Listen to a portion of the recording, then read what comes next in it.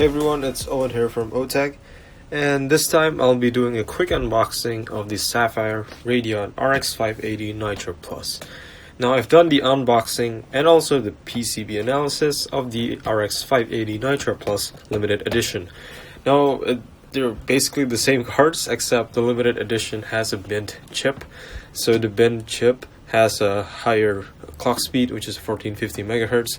This is just 1411 megahertz, but hey, I got this card, so why not just unbox it when I have the chance? So yeah, here it is.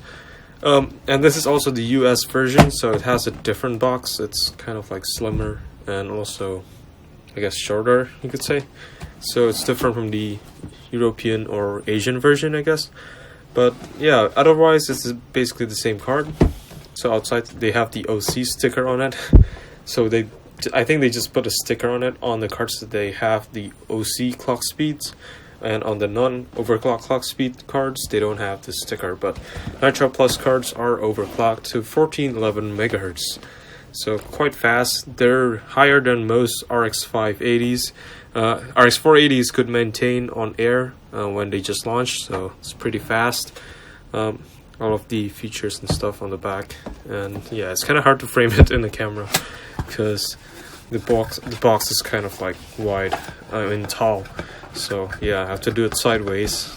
But let's take a look inside. Here it is. It's a brown box like usual, and on the inside you got some nice foam that protects the card. And here's the card itself. It actually doesn't come with any anti-static bag, just like the Nitro Plus limited edition on my card. I think that also doesn't have any anti-static bag. But yeah, the card exactly looks the same. It's exactly the same. It's basically the same card. It's just a different chip that they use. Well, same chip, but the limited edition is bent. And something interesting is that I found that these cards, the ones that I bought in the US, this is not my card. This is my friend's card. He bought this, and these ones have the warranty seal on the cooler mounting holes, whereas mine doesn't have those. So I could just take them off and they'll still cover warranty because it doesn't have any anti warranty void stickers. But the card is exactly the same. So let's just close the box first. So let's take a look. The accessories are quite minimal, just some user guide and also a driver disc, which you should always never ever use. Just throw it in trash or something and just download the latest one from the AMD website. And now here is the card in all its glory, and this time in real 4K too, and 4K 60 FPS because I'm using an iPhone 10 to record this this time around. So on top you can find those massive heat pipes, I meant. So there's two of them on top. You can clearly see them. It's kind of like a showing of the brute force cooling solution that basically Sapphire has used on this card.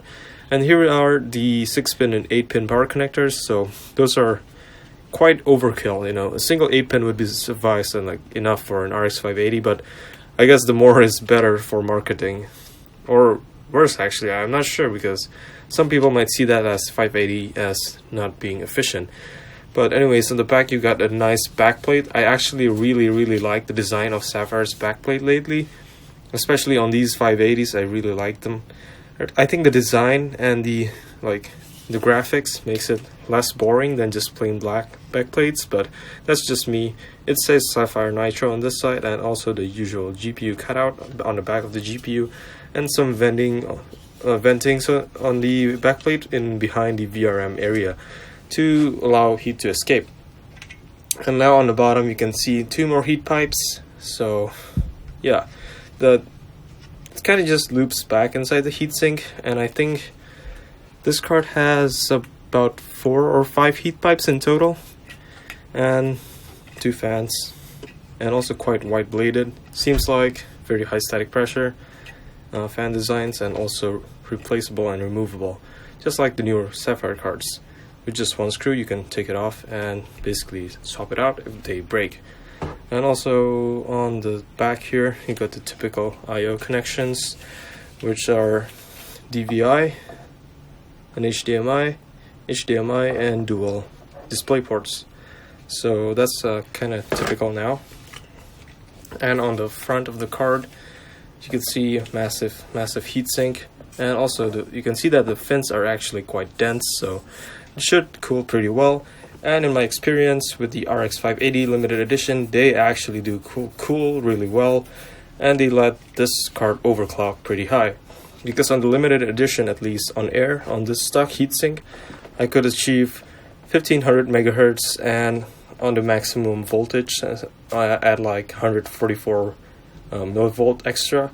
Oh no, 100 millivolts increase, I could get 1500 megahertz, which is quite massive. Not sure about this card. Every card is different, but at least on my card I got 1500. So that's just showing you that you guys that the cooler can cope with high overclocks if you get a lucky card. And now on this side you got the Sapphire logo, which is RGB, and you can control it using Sapphire software. And on this side you got the BIOS switch, so there's two switch, and there's the switch for two positions. And they're basically, I think, the same BIOSes. It's just that if you want to flash a BIOS, you can quickly switch back to the normal one if you want to, in case of a failed BIOS flash or something like that. But yeah, otherwise the card looks really nice in my opinion. I actually really like the designs of Sapphire's new cards. So yeah, it looks really cool. Quite sleek and classy in my opinion, compared to most other cards which just look too gamery and gaudy, which I don't like at all. But yeah, anyways, that's it for this unboxing. Hope you guys enjoyed the video, and if you do, please click like and please click subscribe to see more of my future videos. Thanks for watching.